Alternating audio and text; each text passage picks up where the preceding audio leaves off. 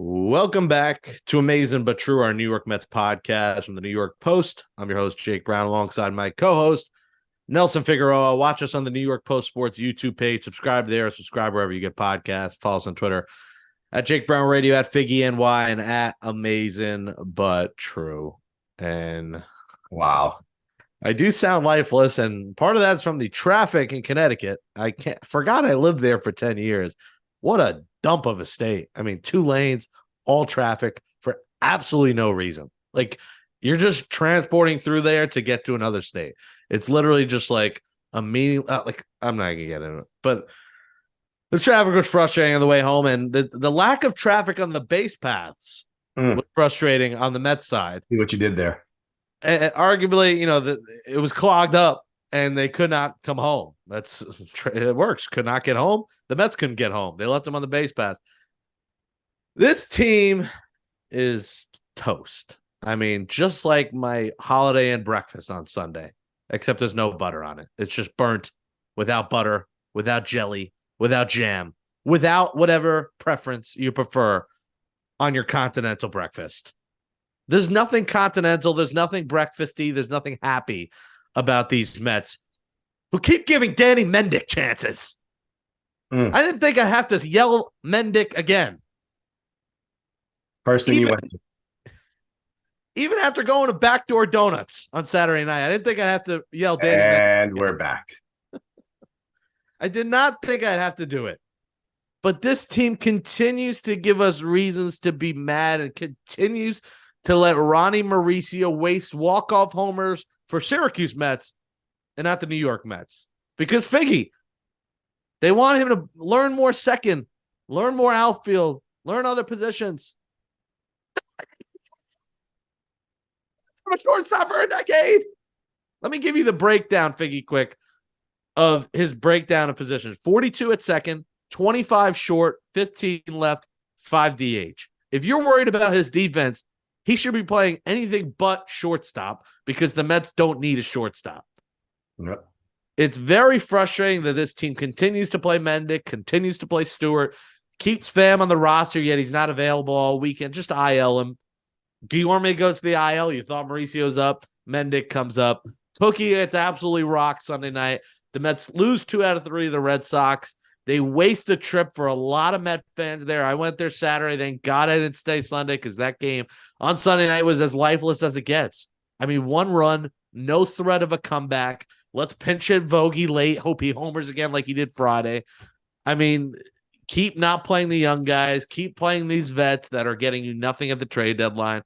And over the weekend, the Mets confirmed they will be sellers next week, Figgy. Yeah, basically our worst fears were confirmed because you hoped in the beginning of July, the 6-game win streak showed life, showed spark, showed what this team could do, showed Alvarez taking his game to another level.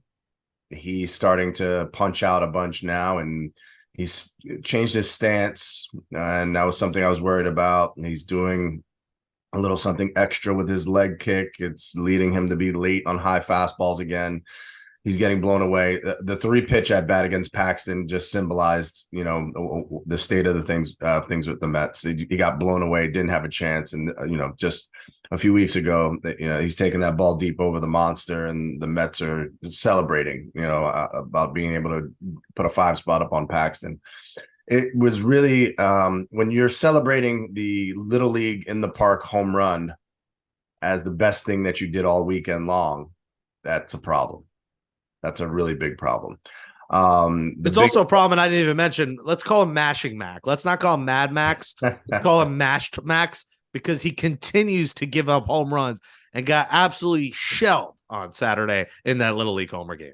Well, we know for next year, if Pete Alonso is going back to the home run derby, we know who should be pitching. It shouldn't be the gentleman who did pitch, who was absolutely atrocious at throwing batting practice.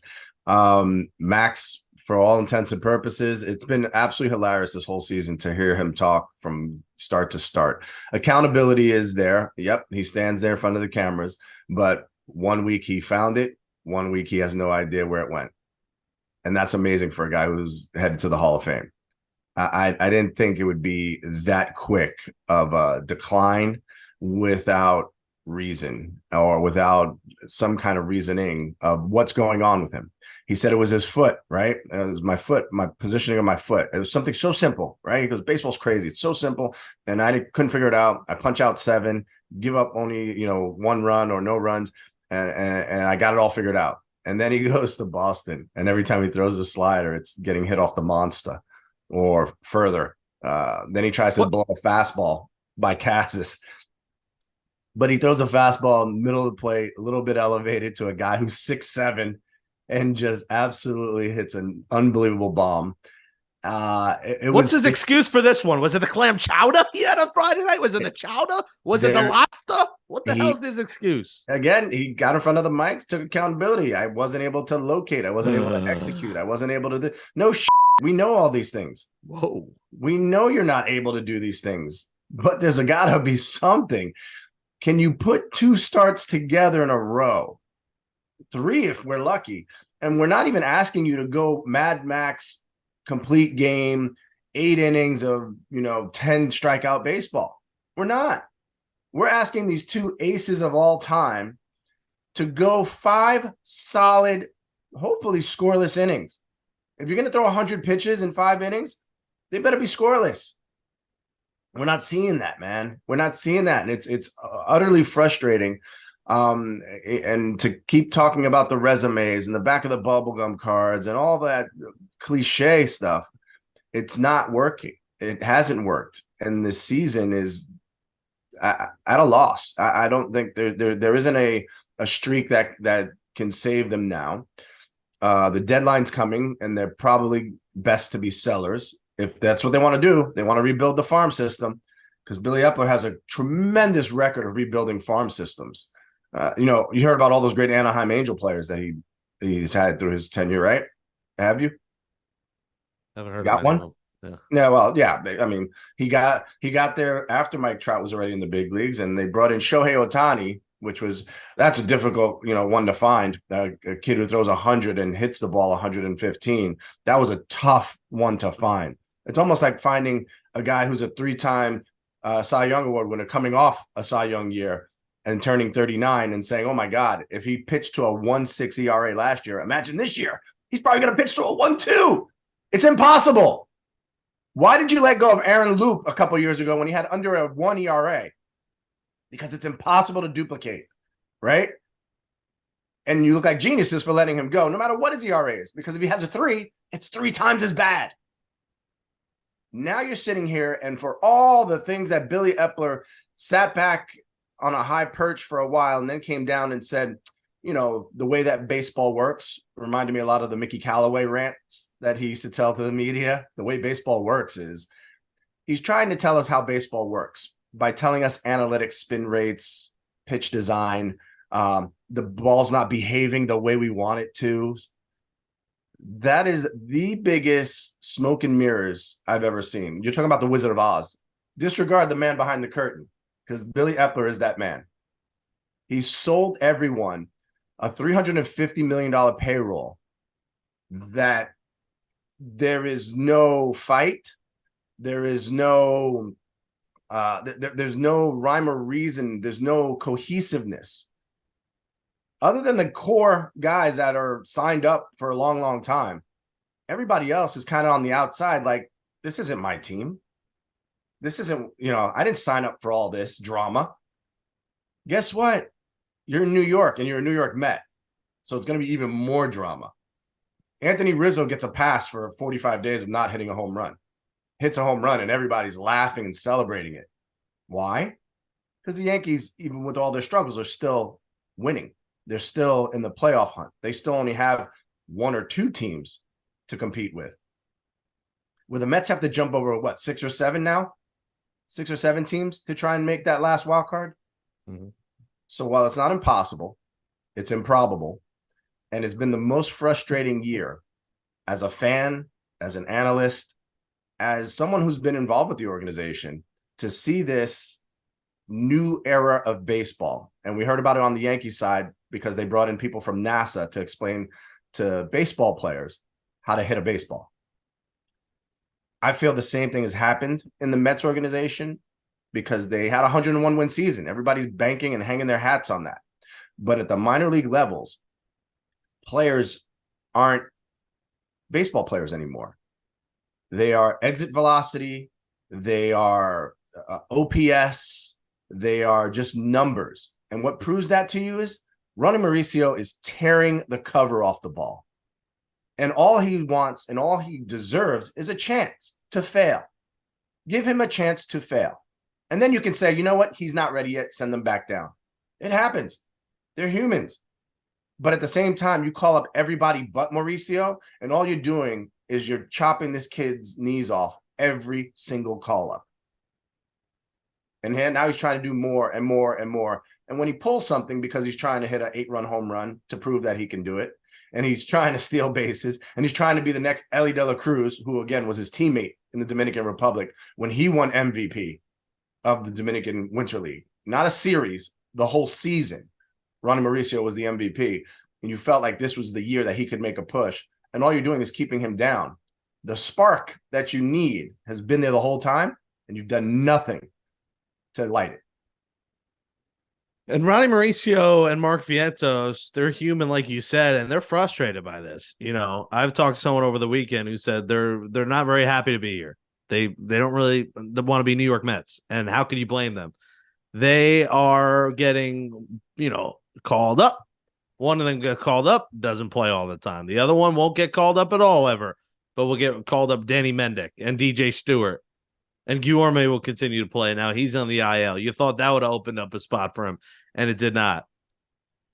And they need a spark, but that spark's not going to come at this point to August 2nd, which still is so meaningless to me, considering Mauricio, you're not going to be buyers. Like, even if you were buyers, I don't think Mauricio should be on the table. So why not just see what you have from the next week? Like, is he still on the table for a trade? Yeah, I mean, you would think for other teams, yeah, it's attractive. Look at that. The Yankees on the other side have Esteban Florial. Florial's got, I think, 23, 24 home runs in the minor leagues. He's been tearing it up, batting almost 300. And he hasn't gotten a sniff. And they keep bringing up retreads and guys that you keep seeing and going, man, this team is so bad. You got Cabrera, who's batting $190. You got all these guys that are terrible defenders.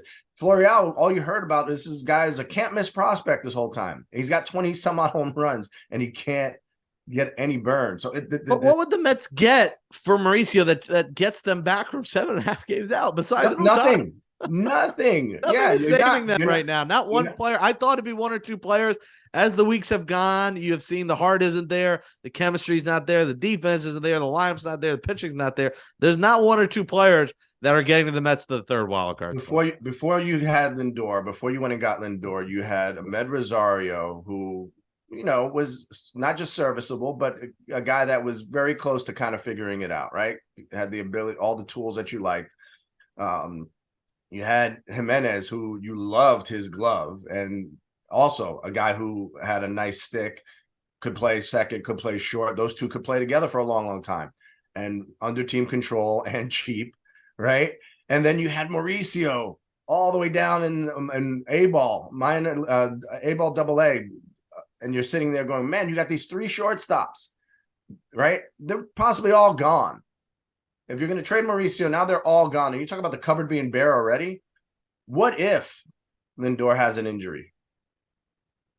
Now you call up Guillorme again, and then you sit there going, why do we have Guillorme?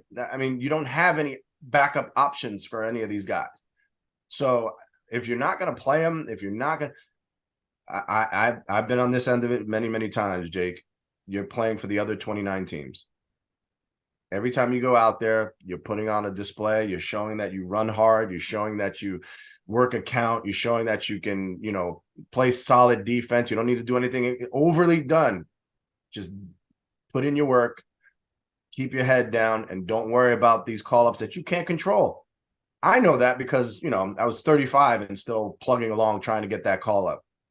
But for a kid who's watching his best friend tear up baseball single-handedly, and he's like, man, I could do that. I know I can do that, but I'm not going to get a chance to. It's sad. It's really sad because you would think that this is the guy has been doing it all season long. It wasn't a week.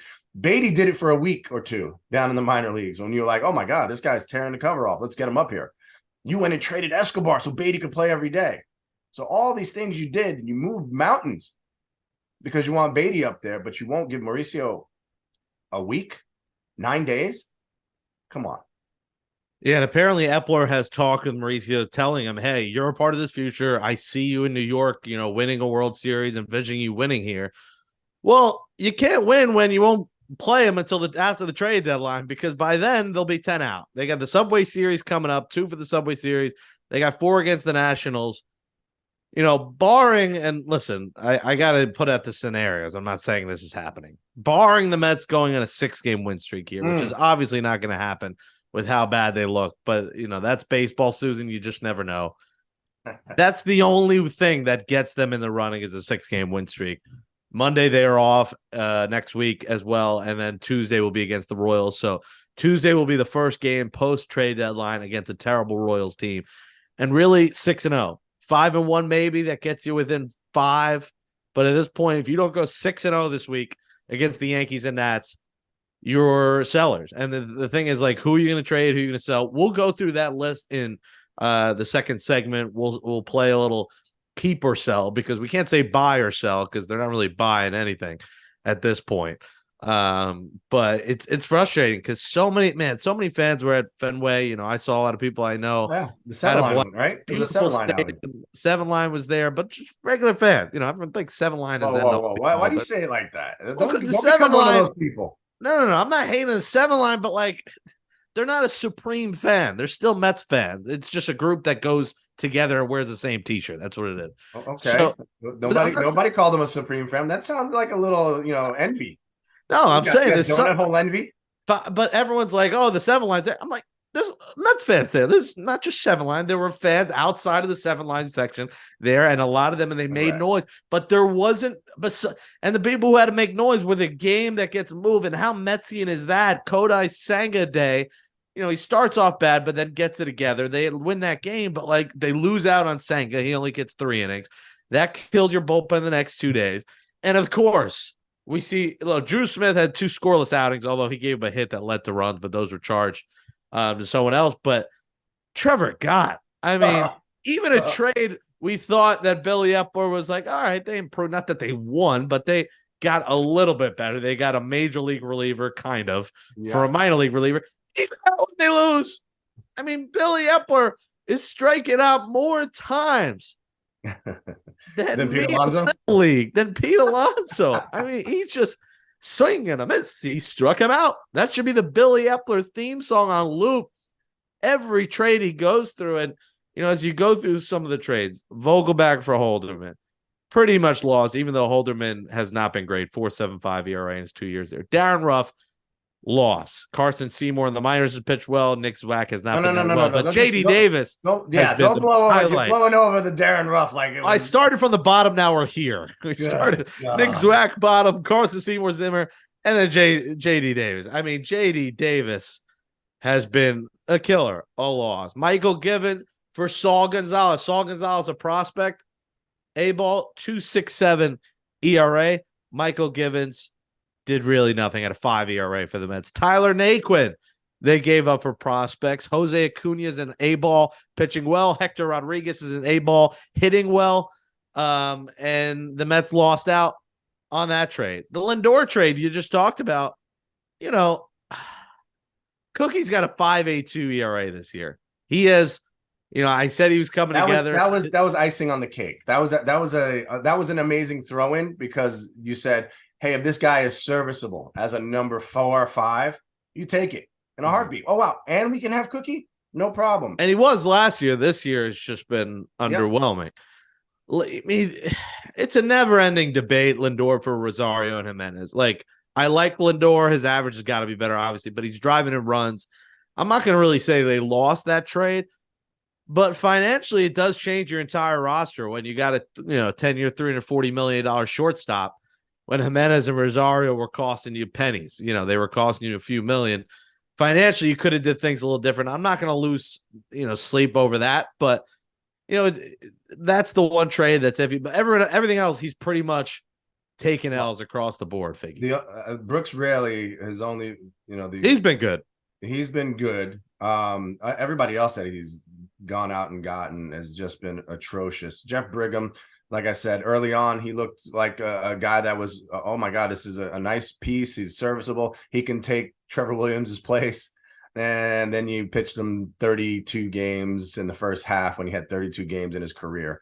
And you saw he was just going downhill and downhill. All these different names that we've seen, they don't move you. They don't move the needle, right? The Ottavino, Robertson has been great. Ottavino's been up and down. Ottavino's a liability with any kind of runner at first base in a close game, up by one. You got to really contemplate, is it worth bringing him in that situation?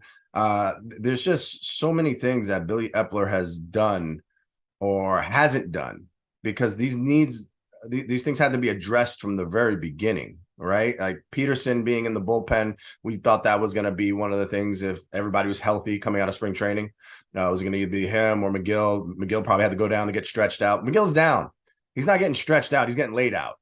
The man's got over a 9 ERA. He's getting pounded. He's not striking people out. He was the one pitcher that we thought, when you got the two aces together, two Hall of Fame pitchers, right-handers, that McGill was going to soak it up like a sponge and take his game to another level, because he had flashes of brilliance in the beginning, right? When he pitched opening day for Jacob deGrom, and then he filled in admirably, and then he was hurt himself. But he was the one guy that I said, man, if this kid has anything between the ears, he's not going to leave the side of Scherzer and or Verlander and learn everything, learn their grips, learn what they like to do, learn how they like to pitch. But maybe he's done it a little bit too much like them this year. Right? It's the years previous that you want to be like these guys. Maybe not this year, but he's struggled mightily. It's been very shocking, very eye-opening, up and down. We gave coaches extreme amounts of credit last year. Eric Chavez as the hitting coach, but he's not the hitting coach anymore. So, just being the bench coach, does that stop because he's no longer telling players, hey, let's do this, let's try that? No, obviously not. At the same time as you're sitting there with the pitching coach and singing praises when you have Jacob deGrom. It's easy to do when you have a Jacob deGrom out there. When you have an Edwin Diaz closing it on the back end, everything else seems easy. And that's just two guys, right? Those two guys go away. And now you're like, man, is this guy showing these guys anything? Is he working with these guys? Are they getting better? They're not. Everybody's regressing. No one has gotten better. And it's got out of control with the first inning. Like, Hartz had brought that up a few weeks ago. Like, should they fire Hefner?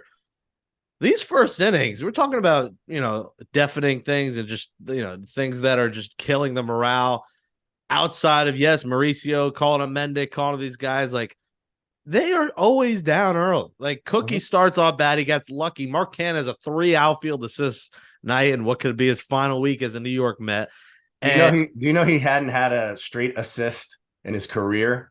Like a throw from the outfield to a base and gotten a guy out in his career until that point. I didn't even realize that. I saw it on ESPN. They're like, you're not going to believe this, because he's such a, he's a serviceable outfielder. He's a guy who's competent. He's athletic, all these. But he doesn't have a Carnan. Yeah, exactly. And all of a sudden he throws him out at home on the one hop, and you're like, oh, wow, that's a great play. It's his first time in his career. It's in over like 1,500 attempts or assists or putouts that he's never had just a one hop. It's always been like a relay throw, because again, he's fundamentally sound. So he throws it to the shortstop throws the guy out, but he doesn't get credit for that. This season is so bad. This is the first time I said Carnan. Now I can say Carna, and it might be the last time I say it, because he could be one of the guys on the move. Is McCann still with Baltimore? I think he's hitting like 069. Like, I think he's having a terrible. He's hitting 195. So he's at Pete Alonso status there. Pete Alonso around there. He's in first place, so he's laughing. Yeah, laughing exactly. Like, the aura is like, and that's what frustrates. You see all these teams, and it didn't take money. It took a smart GM building from within. Calling guys up, like we said with De La Cruz. It takes, a smart GM. It takes smart management, top to bottom. like the ownership change, it's made a difference in some aspects, but throwing a bunch of money at things hasn't worked. And I'm not going to say this is still a Will Pontiesque, but this looks like a Will Pon era Mets. Dysfunction, calling up the wrong guys, trading for the wrong guys, signing the wrong guys, no team morale. Small things like Lindor not getting the McNeil the car while everyone's like, it's ridiculous. If he buys him a car today and like they make a whole video, maybe that's something that brings the guys together. But there's something missing with this team. I don't think this bunch likes each other like they did last year. There's something going on there behind the scenes that I don't know. I'm not going to speculate something, but there's something going on, Figgy, with this team. And someone doesn't like someone. Someone cheated on a wife. Someone did something. It's really easy. Team. And there's something going wrong behind the Mets scenes because this just doesn't seem right how they cannot put it all together when it's a similar team like last year. But I think that starts from up top, and I think it's just a trickle down from Eppler's inability to make the right decisions, from too much analytics. You talked about the analytics people they brought in. I think there's been too much from Barnes, who's never played, being the hitting coach. I just think that analytical approach, you're seeing it with the Yankees, like you said, you're seeing it now with the Mets. That eye thing isn't there. The eye test isn't there. Buck isn't all the way there. Maybe it's his old age. I don't know. He's been making all the wrong calls. Some people will speculate that comes from up top. It's top to bottom. There's something is up, Figgy, and I don't know what it is, but we got to get to the bottom of it. To me, it's simple. I've been a part of teams. I've been a part of teams that have struggled more so than teams that have won in my major league career. And so when you're struggling, it's difficult to have a good time. It's difficult to sit back and say, man, I'm feeling pretty good. I'm doing my part to help this team win. When the team's not winning, everyone in that locker room can look around and say the same thing. Like Lindor, like we said, yeah, the power numbers are there, the RBIs are there, but he's batting, 230. Alonso is flirting with, 207, 208.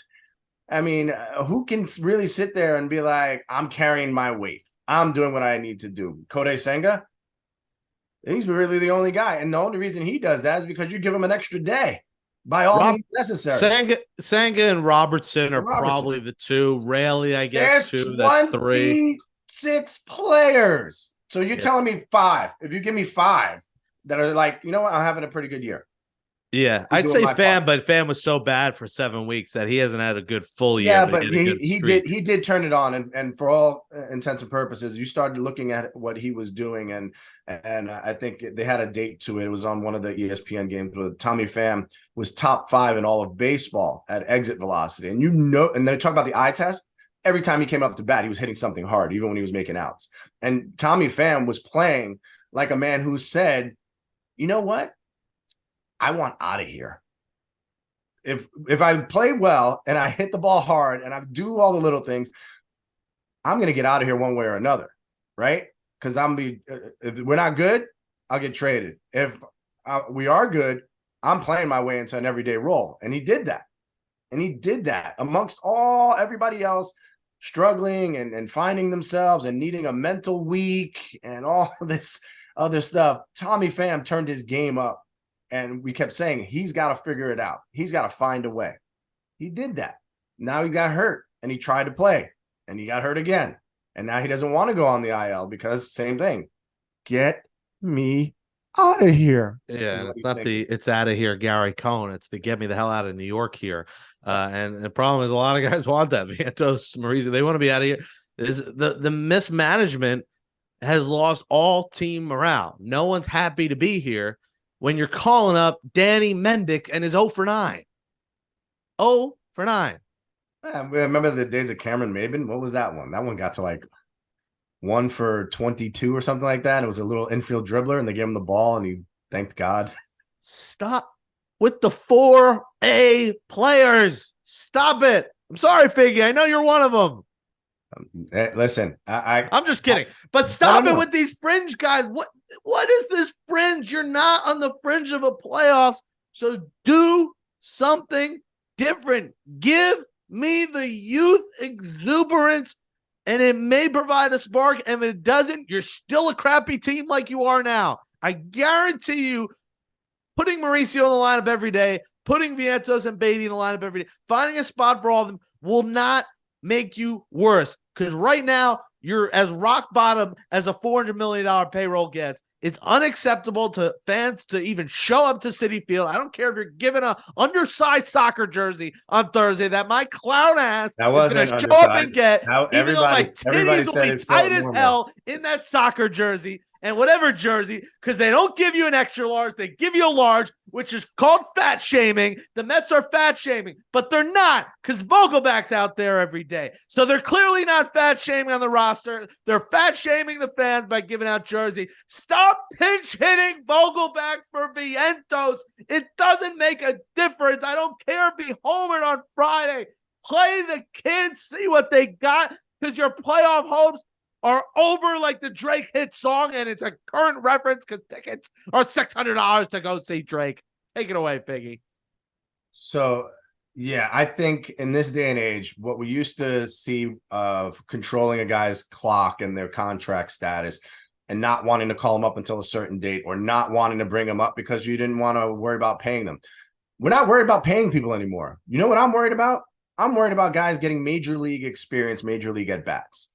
Because all you're going to do is sit back, and this is what happened in a lot of my career. Well, he's good at doing it at the minor leagues. Well, if you're leaving me in the minor leagues, there's nowhere else I'm doing it. You can't call me a big league pitcher if you don't put me in the big leagues. You can't call Mauricio a big league player if you don't put him in the big leagues. You can't call Vientos a big league player if you don't put him in the big leagues. You have control over that. So if August 2nd comes, the Mets sell whatever they can sell, whatever they're peddling, whatever they're able to give away, pare down the way they want to say it, and just create some roster spots for guys to have an opportunity so that you can really evaluate, because jobs are on the line, right? Jobs are on the line. So if you are Billy Eppler, if you are Buck Showalter, hey, a lot of blame doesn't go to Buck because you look at what the roster's constructed like. You look at the guys not performing. You look at the guys that had career years that really fell backwards. You look at all that, and you could say, well, maybe it's not all Buck, and Buck has one more year left on his contract. So regardless, Buck may be here next year. Okay? Not necessarily a bad thing, but at the same time, if you're Billy Eppler and you know there's a president of baseball operations who's going to be coming in, and he is now over your head about everything that you've already done, and I can hold up a piece of paper and show you what you've done and laugh in your face and say, what the hell were you thinking? You don't think his days are numbered? And what's he going to hang his hat on? At least I tried to let the veterans snap out of it. No. You know what you do? Sell off all the veterans that you can. You bring up all the kids to show what you have as prospects, because you might not be back. But at least you can say, I left them with some prospects that can take them over the next 3-4 years. The Pete Alonso thing that we haven't even hit on. If you're looking to make a trade, and a huge trade, Pete Alonso becomes available, depending on what you can get back. I know, sounds crazy, right? Juan Soto got made available. The Mets are in a win now mode? Pete's value is so low, though. I don't... The Mets are in a win now mode? It was in December and January, it was. Right? It was back then. But right now, Pete Alonso should be even made available, because you want to see what you can get back. If you have the money to sign him back in 2 years. You want to pay for him then. You haven't locked him up yet. So if his value is so low, then lock him up. Get him right now on the cheap. Tell him, hey, Austin Riley, who took $20 million a year, 22, 24, wherever that range is. Do you see what he's doing? Do you see what he's done over the last 2-3 years? Do you see World Series ring on his hand? Yeah. Then if you're going to lock him up, you get him right now while he's at his lowest value. Well, that's an organization that wins, so those players are probably fine staying there. This team is a bunch of losers. Can't get out of a wild card round, who is 7 games under 500, going to the Subway Series Tuesday, July 26th. They're 46-53, 7.5 back. The Giants and D-backs now tied for the 3rd spot. Then it's the Phillies, the Marlins, the Cubs, the Padres. And after that cavalcade of teams, finally, the Mets. I don't know if that's the right word usage in that situation, but after the abundance of teams ahead of them, I'm just trying to use So you words went with with a more bigger than two word? syllables. Nice job. Big words, no intelligence over here. After sitting in Connecticut traffic, great time. Fenway, I gotta say, is a beautiful place to watch a game. Obviously, I've been there before, but you just appreciate it more when you look around the stadium, you just see a full park, beautiful weather, just they play a song and get back to baseball. That's what it is there. What did I eat? Now, I was blessed to be in a suite, so I was eating sweet food. And of course, they had chicken parm. I must have knew I was coming. It was chicken parm in a burger, though. It was like a bun with chicken parm in it, which was new, but it was actually pretty good. Chicken fingers were okay. The food it's not even in the same stratosphere at Citi Field. It's almost like the minor leagues compared to Citi Field. The hot dogs are good. The Fenway Franks had some waffle fries. They had a little mozzarella sticks, some mac and cheese. So basically generic kind of foods. You're not going to get a cinnamon sugar pretzel with icing. So I didn't bring that home. I swear you better not bring out another one of those. But I had the backdoor donut. Yes, you I did. went through the back door and ate the donut. Outside of Fenway Park, next to Loretta. So shout out to JC from the donut. She gave me the last 6 remaining in a box. She said, "Give me $5." Felt like a drug deal for donuts. My first donut drug deal at the age of 32. $5, 6 donuts. Literally the greatest deal of all time. And we had I had 2 of them. My friend had 1, and then I gave the rest out. And I felt like I was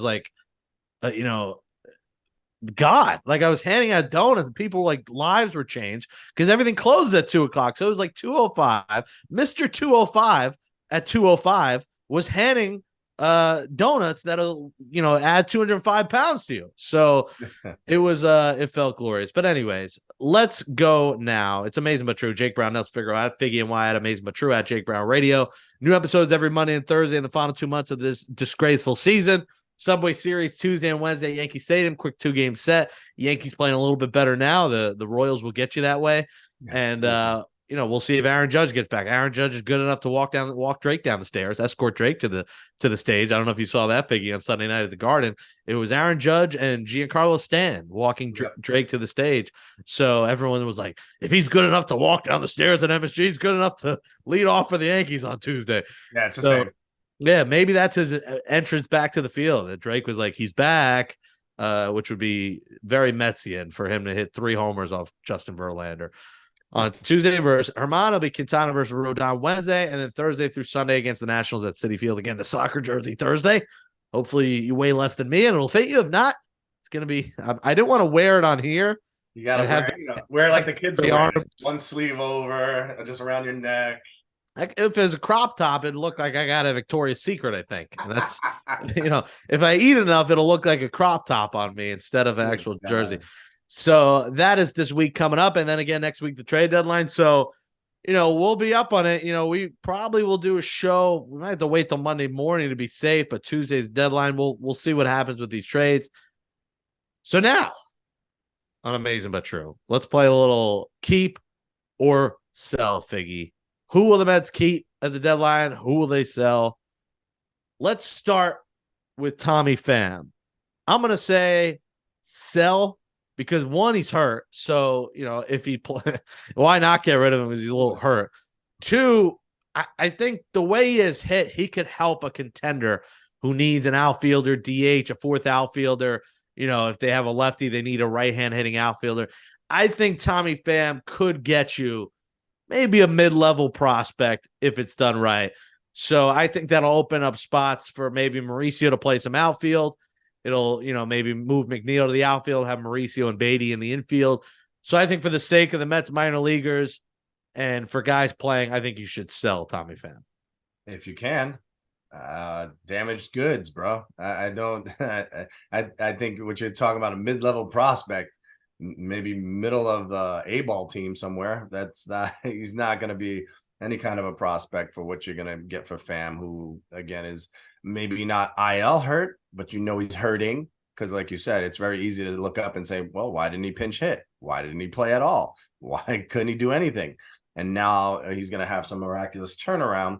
I don't know. I think you get a low A-ball player that you'll never see in a big league uniform. But you would get rid of him, and you're already paying him, like Steve Cohen said. So he's gonna try to sell him. If they sell him, good luck to him, because I love the way he plays. I love the way he's one of the most intense ball players. No nonsense, no like, hey, let me shake your hand, you're pretty cool, Mr. Shortstop on the other team while we're playing a game. No, that's not Tommy Pham's game. Can people stop with the outrage over Lindor's glove? Like, everyone's like, why is he styling like that? What's all about fashion with him? There's a million things to be outraged with the New York Mets. What Francisco Lindor wears is not. And you look like a phony and a bozo when you start talking about, oh, what is this, a fashion show? Like, what is this, showing off the glove? Let him wear what he wants. On national TV, I get it. You're swagging out for the camera. That's a common thing. Let's worry about the product on the field and not what a guy's wearing or what glove he has on, because there was a lot of outrage on Twitter over like, oh, what is this, a show for him? And instead of a baseball game, 34 million down the drain. That's the least of the Mets' worries, is what the guy's wearing. So let's shut up with that. David Robertson is an interesting one. See, I think they could get something for him, but the more I've thought about it, the more I have, headaches thinking about watching this team and who will close with him gone, and Drew Smith being your setup man for Adam Ottavino, and when they go 2 days in a row, like Josh Walker being your closer. The more I think about how bad it could get the 2 months, the more I want to keep David Robertson. So for that sake, I would keep him. But obviously you're going to field calls for him and probably trade him. But just for my mental health and headaches, I keep him, Figgy. Yeah, as you know, these Mets don't care about your mental health or headaches, Jake. Clearly not. So I think Robertson, he's your best guy that's going to be able to leave and get you something of value back, because there's going to be several teams that want a back end reliever who can close, who can do all the things that Robertson does, and his level of experience and everything else. Who knows? He might go right back to the Phillies and try to help the Phillies, sneak back into the wild card like they did last year. I could see that happening very much, because he did a great job for them last year. You said backhand reliever, so I'm going to give my back end. This is how I feel watching the match. That is totally like not flop. Interesting. Yeah, well, okay. It's like Napoleon Dynamite. What is it? We are recording this, right, Hearts? Holy cow. A little backhand slap to the face. Yeah, I think, you think you get something for them. Again, with all these trades, will Billy and Eppler mess it up like he always does? They'll field calls, but again, I'd like to see him a few months. You also got to remember with this team, like, yes, you're sellers and basically the season's over. You still have to field a somewhat competitive product for 2 months. You can't just lose 40 of the final 60 games and be a 100-loss team and think that's acceptable. Like, you still have to try to win in some way. Like, not saying they will, but you can't sell out the whole thing, put out all minor leaguers and Danny Mendick playing, and be like, all right, this is what we're going to, give to the fans, because there'll be no one in the seats. I mean, there already will be no one in the seats, but if you're trading everyone, no one's going to show up, and it'll be a absolute disaster 2 months. So you still figure you have to put out somewhat of a winning product. Yeah, I mean, let's get realistic, right? So if this will be much quicker this way. You're trying to trade off anybody who's on a 1-year deal. The big two names, of course, are Scherzer and Verlander. Are you going to eat that one and say, you know what, we still have him on the contract for another year, let's try it again next year? Or are you going to say, it didn't work, let's send them off to contenders? But what value does Scherzer have? He's given up so many homers, and he's old and banged up. Like, does anyone want him? Like, you're not just going to sell him off and pay 30 of the 43 million he's owed? Oh, no, you would pay 40 of the 43 million. That's a disaster. If you were going to get anything of a prospect back, remember and on the other side of it, like you said, you think Verlander, you think Scherzer's not going to take his $43 million player option? Of course he is. Of course he's taking that option. He's back next year. So I don't think you're going to be able to sell that one off at any cost at this point. He really hurt himself with the home run derby that he pitched on Saturday. Then you fast forward Verlander. And Verlander has had some better moments. He's pitched decently in for a stretch. So I think you can still get something for Verlander. But It's it's the just same thing. Who's paying him at 41 next year? listen, it's under contract. The Mets are going to pay most of it. I'm telling you, they would, just to get if you get a decent prospect back. And Verlander is a guy again. I think you still think he started out slow. He had an extended spring training, so it's not the wear and tear of the season that's got this guy bogged down. You know what I'm saying? So I can see him. Of Scherzer every week it's been, he slept wrong. It's nothing major. He's got this going on. It's nothing to worry about, but we're gonna skip him a couple days. That's what you're seeing with Scherzer, not with Verlander. So I think Verlander could command you something to get back. And Ottavino is an interesting one because if you trade Robertson, you probably have to keep Ottavino because, like we said, is Drew Smith going to be the closer? Because that's just not fair to the fan base to put us through that kind of depression. So one of these two you got to keep. In terms of being the better team, you trade Ottavino, but can he get you even a low-level prospect at this point? Not that he's had a terrible year, but does contender trust Adam Ottavino right now? That's exactly it. What you're looking at is his body of work. You're looking at not, what has he done in the last 3 years? You're looking at what he's done recently. I mean, every time somebody gets on, it's a stolen base or two. You can't risk that in the 8th and 9th inning in playoff caliber baseball. That's something that, and I don't know what it is that he can't find that internal clock to speed up a little bit and be able to do it, but he's not able to do it. It's hard to teach an old dog new tricks. I mean, his ERA is 3.57, so he could probably get you something. He's not we've made it like he's had a terrible year because in some big spots he's hurt them, but overall he has not had a horrible year. He's not as good as Robertson. I get that, but who's gonna bring him in there and be like, all right, let's go to Ottavino. I know there's a guy on first. He'll be fine. No, he won't. No, he won't. Now you put the pressure on your defense, put the pressure on the catcher to try and throw this guy out. Now this catcher doesn't block a ball, throws the ball into the outfield. Well, to be fair, everyone's stealing anyway, no matter who the pitcher. That's just 2023 in baseball. Right. Listen, the stolen, I looked it up the other day, the stolen base numbers. I think they're up almost 700 and some odd more stolen bases than there was last year. And you're talking about the whole year. Like, it's ridiculous how much running is being going on. And I think they have to fix that rule as well. The pickoff, how many throws over, because that's a ridiculous thing because it's an automatic. You might as well just go, oh, my God, you threw over twice. Go ahead, just go to second base. I'm not even going to waste a pitch. It's just stupid to even try because this guy's getting a running start and everything else. Vogelback, like, at this, you're getting nothing. Cut him, please. Like, stop playing Vogelback. I hate it. Go up and down this lineup. You're not getting rid of many of these players to contenders. You're not. I mean, someone would want Canna. He's a veteran, good clubhouse guy. I'd be surprised if they don't get at least a low-level prospect from Mark Canna. I mean, yeah, you have to sell him off to the right team. That is true. I think he does some things well, but he's still not the same Mark Canna we saw last year. He was clutch last year. He was a guy that RBI machine. He put really good at bats together. So the frustrating thing about all this, Figgy, is these guys you're getting, they're not going to help you till like 2027. Like the NYCFC stadium is going to be up, and you might see these guys that you traded from 2023. It's not like next year. Like that's the thing. You're not gonna get I would love if they could get guys who could be a part of the team at least next year and be a reliever and a good bullpen guy, a good depth guy. But it's hard to believe that they're going to get anyone that's going to even make the team next year, which is like the scary part of this deadline. Yeah, I think if you went with package deals, say somebody like the Cincinnati Reds, the Reds can hit, they can field, they can run. They can't pitch their way out of a paper bag. They're bad. They're a bad pitching team, up and down. Bullpen starters, they're bad. Even during that streak that they won the 12 games in a row, they were like, they were scoring 6.1 runs a game, but they were giving up 4.78 runs a game as a staff. And that's not good during a winning streak. During a winning streak is usually like, oh my God, we held the other team to 1 run or less. No, it's still giving them almost 5 runs a game. So if you could pair off, say, a Verlander and a Robertson, you would get back decent prospects, somebody that's close to major league ready.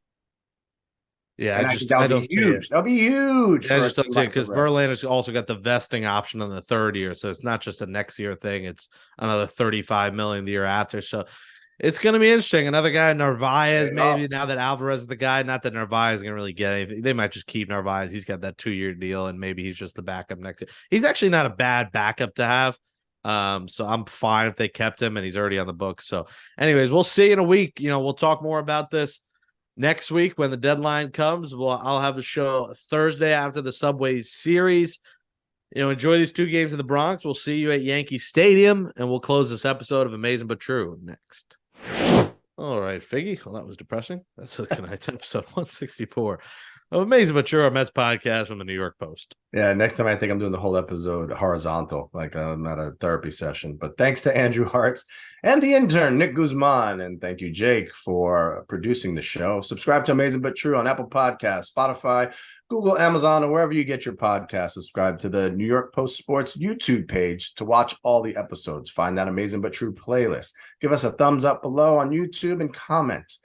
Who should the Mets keep? Who should they sell? Who should they kill? No, not kill. We're not playing that game. That's not nice. Follow us on Twitter at Amazing But True, at Figgie NY, and at Jake Brown Radio. Actually, we were talking about that the other day. Remember the movie The Running Man? Please tell me you've seen it. Yes, I've heard of the movie. I've heard of the movie. I don't think I've seen it. So the movie The Running Man with Richard Dawson, who you know who that is. Dick Dawson, yes. No. Good friends with Danny Mendick, yes. Yeah. Richard Dawson was the host of the Family Feud. Yeah. Now, he played a game show host, but the game show was about, a guy trying to survive going up against all these other guys who had different names, different characters. It was like American Gladiator, except death. And it was like the first time that people got a little taste of what reality TV could be, where you vote if someone lives or die. And then Survivor came in, and it was like, oh my God, we get to watch this and live vicariously and vote these people off the island and all these other things. So we were talking about that the other day, and we were laughing about the whole game show host and how far they've come with all these, what was Fear Factor and everything else like that. Yeah, this is where we're at in our state of Mets land. Fear Factor is what we should be doing with the players. Yeah, well, the fact you're talking Richard Dawson and the start of reality TV shows you that Nelson Figueroa is an old man. He's a 50-year-old man that is talking 49. about things that I barely have heard of. And I'm just a young 32-year-old lad who can't survive a drive back from Boston to New York. Yeah, too much work. I did a good portion of the drive. I was exhausted. I mean, my God, driving through traffic is a tiring thing and a frustrating thing. And then get out of the left lane if you're because once it clears up, it's cruising like you're cruising USA, like you're at the arcade. Like, get out of the way, because then you're going up to the next red patch of traffic. So I was like, please, good Lord. Anyways, good time in Boston. Depressing weekend. Sucked for the fans who went to all 3 because only one of those games was competitive. The game I was at, they came back. They made it interesting, but once again lost. Yeah, Trevor Gott. Lost. Trevor Gott's runs hurt them. I mean, listen, Kenley Jansen would have been in the game if they didn't give those runs. It was closer, but Jansen came in and closed the door. One positive sign was Brett Beatty's at bat against Jansen. Had that scorching line drive down the line. So there were like a few positives, but from this season, there's nothing positive. This is an utter failure. Well, they'll try and turn something around against the Yankees this week. Hopefully they could get some bragging rights, sweep the Yankees. And then the Nationals, like I said, go 6-0, and then it'll be an interesting trade deadline day. But other than that, there's not much interesting about this. You thought this week would matter much, but it's not looking like it's going to matter. We'll be back Thursday after the Subway Series. I'll see you at Yankee Stadium Tuesday night. And until then, Figgy, we'll be back on next Monday on the 31st. We'll see about next Monday because we might have to hold it off till 4 p.m. Tuesday to do the show after the deadline because we expect names to be on names. Well, we're playing the Yankees, so I guess we got to keep the morale high to get some bragging rights. Sounds good. 3, 2, 1. Let's go Mets. Wow, you sounded so depressed. Give me a backdoor donut.